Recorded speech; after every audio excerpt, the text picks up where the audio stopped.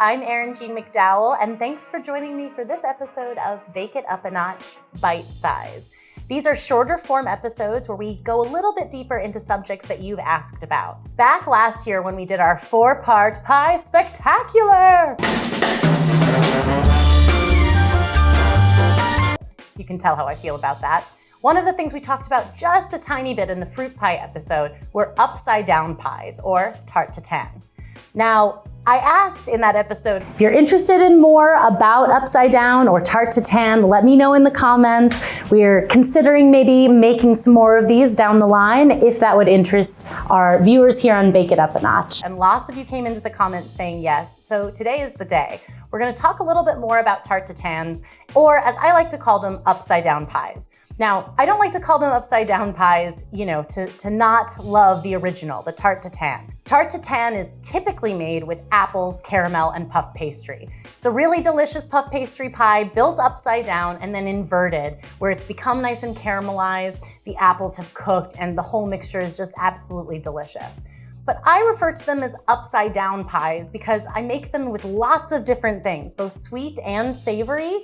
And so I just kind of view this as one big preparation where you can have some kind of produce on the bottom of your pan, put puff pastry on top of it, and then bake it in the oven, eventually inverting it so that that produce is on the top.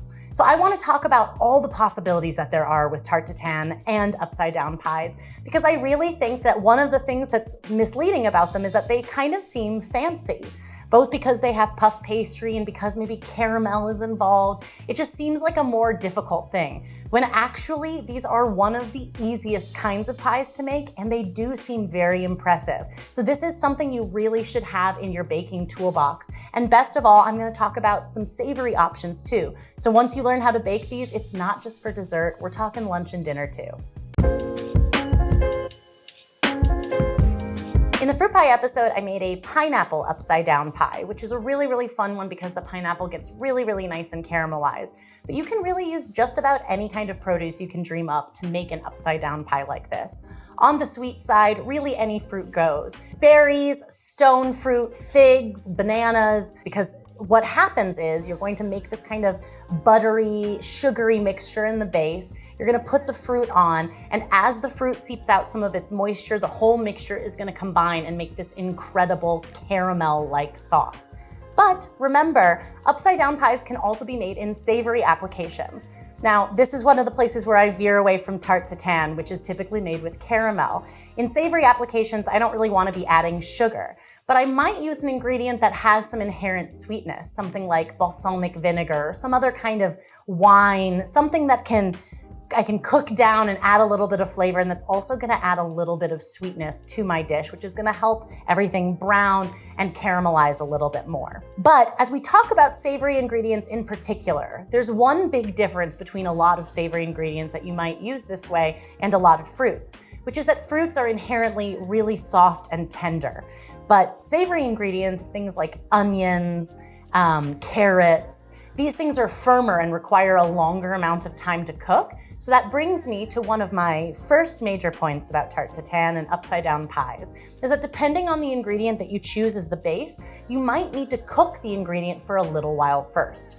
One example of this is really juicy fruits. Someone commented on the pineapple Tarte Tatin that when they made it, it was so juicy. And that's actually a good thing because we want those juices to combine and make this caramel sauce. But if you do have a fruit or vegetable that's particularly liquidic? That's definitely not a word. If you have a fruit or vegetable that has a lot of moisture, a lot of juiciness, you might actually have to cook some of that off first. And a great example of that are these tomatoes in front of me, which is one of my favorite savory ways to make a Tarte Tatin. I start by cooking the tomatoes a little bit, and they're cooked with some herbs and balsamic vinegar. As they begin to blister, the moisture starts to leach out a little bit, and I just cook it down. I want to remove some of the moisture from those tomatoes so that it doesn't just end up a soupy mess in the oven. But I do want some moisture to remain. That way, when I put the pastry on and I've got the butter and all of those good things going on, we can kind of capture it and make that delicious sauce that also coats the pie. One of the reasons that I love upside down pies is they're really one of the easiest to bake in some ways because the fruit is on the bottom, or the vegetable, depending on what you're making.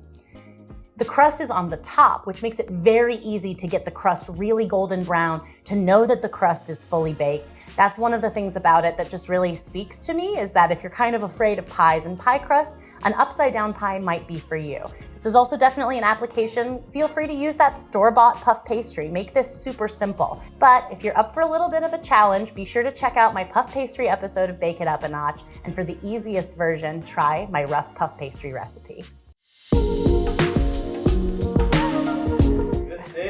Mistakes. Wow, did I make a mistake?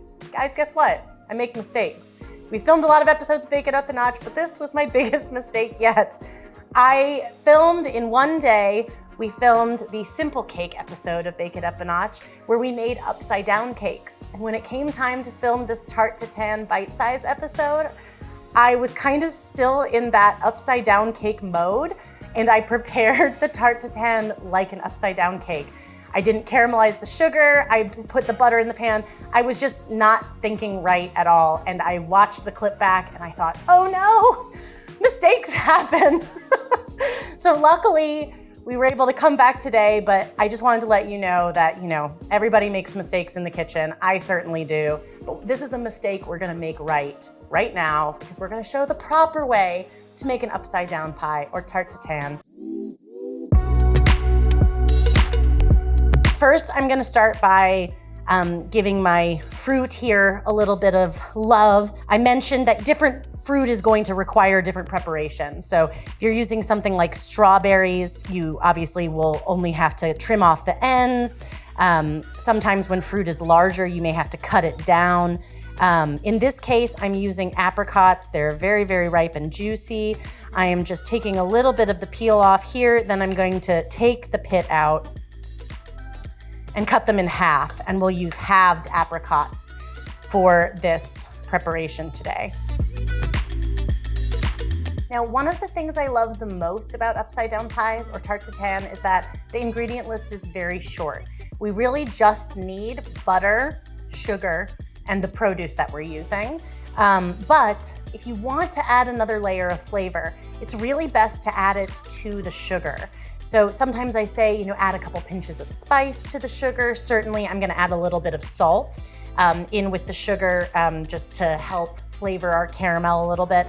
And I think today I'm gonna add some vanilla bean into it because I love vanilla bean with apricots. So I'm just gonna go ahead and have this vanilla bean. We'll scrape these seeds.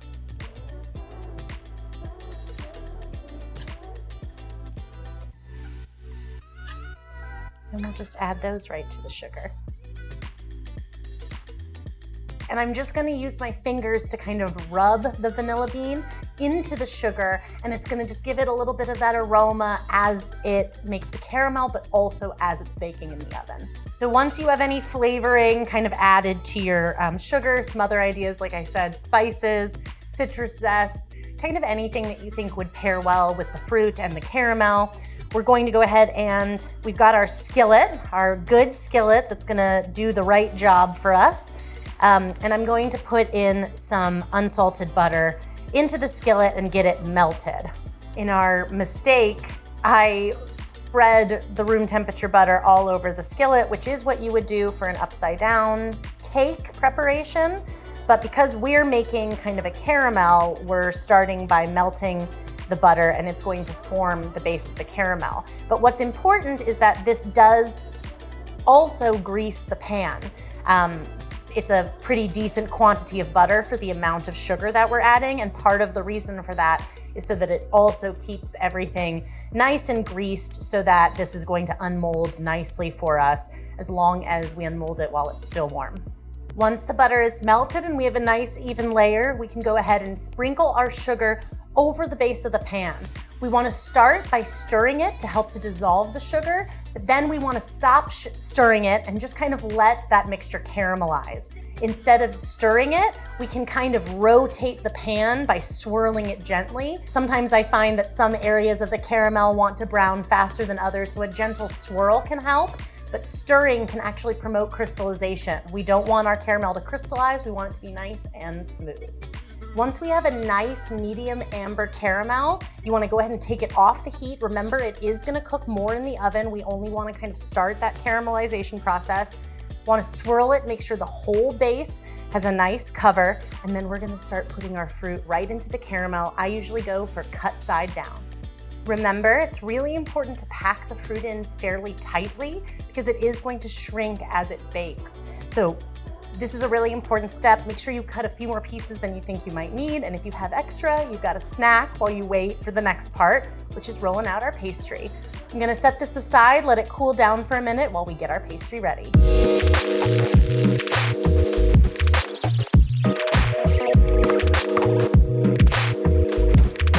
All right, now it's time to roll out our puff pastry. This is a batch of my homemade rough puff pastry recipe, which I think is perfect for an upside down pie or a Tarte Tatin because it's still homemade. You still get a little bit of practice of pastry making, but it's super easy and approachable. Trust me, you can do it. But if you want to make this even easier, you can definitely use store-bought puff pastry in this application. It works really great. Just remember, you might need a little bit more than one sheet. And it might take a little bit of coaxing to get it to fit your exact pan size if you're using some of those standard cut sizes that come in the freezer section of your grocery store. But I'm just gonna go ahead and roll this out. I wanna get it to about 1/4 of an inch thick and, in approximately round shape. We're just going to get it rolled out to make sure that we can cover the whole pan plus a little bit of excess. Once you get your dough to the right thickness, the idea is to just use your rolling pin to gently unfurl it into the pan over the fruit. And then what I like to do is I like to tuck the edges under. This creates a little bit of an interior retaining wall for all that caramel and all those delicious juices. I did trim away the excess, so there was just about 1 inch to 1/2 inch of excess all the way around. And now we'll just tuck it in. Perfect. We're gonna go ahead and transfer this to the oven. I'm gonna bake it around 400 degrees Fahrenheit until the crust gets really, really golden brown. It's one of the things I love about upside down pies is that it's very easy to tell when the crust is done because it's right on the top. So we can make sure that it has a nice, even golden brown and it's nice and crisp. And we're gonna see some of the juices and caramel bubbling around the outside edge. That's another good indicator of doneness. So let's get this into the oven. It's ready to bake. Ah! Oh boy. Let's get this in the oven.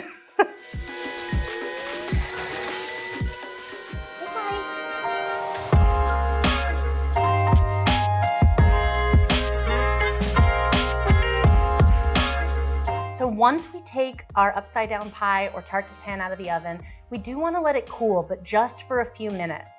Letting it cool for a few minutes is going to allow some of the juices from the fruit and that caramel to kind of firm up just enough that it's not going to go running and spilling out everywhere.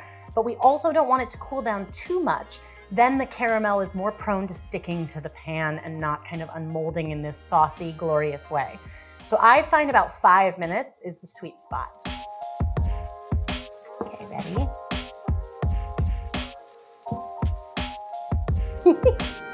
Woo! This is looking so beautiful, so steamy, caramelized. Because I used apricots, which are a small fruit, they broke down a lot and they don't make as much of a pattern. I think it's delicious because the apricots are so in season. If you use a firmer fruit like apples, they might retain their shape a tiny bit more. And you can see also all these drips of that caramel sauce that came out from around the edges. So delicious. That's one of the reasons we really want to serve this warm. Oh, baby. So this is our properly caramelized, properly cooked fruit Tarte Tatin or upside down pie. And now back to our regularly non-mistakes happen scheduled programming.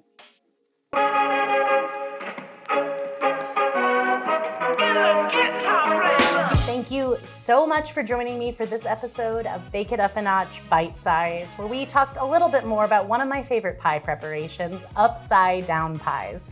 These are so fun. There are so many possibilities. And I just hope that this encourages you this summer, this fall, grab some good produce, make yourself an upside down pie, get creative with it. If this inspires you to make an upside down pie, be sure to tag me with hashtag Bake It Up a Notch, tag Food52. We want to see what you're baking. As always, a recipe for Tarte Tatin is linked below in the video description, and there are more recipes available on Food52 as well. If you like this video or past episodes of Bake It Up a Notch, please click like and subscribe so you can be made aware of new episodes as they become available. Now I'm gonna dive into this tomato Tarte Tatin here because I can't wait a moment longer. Ooh, that crunch.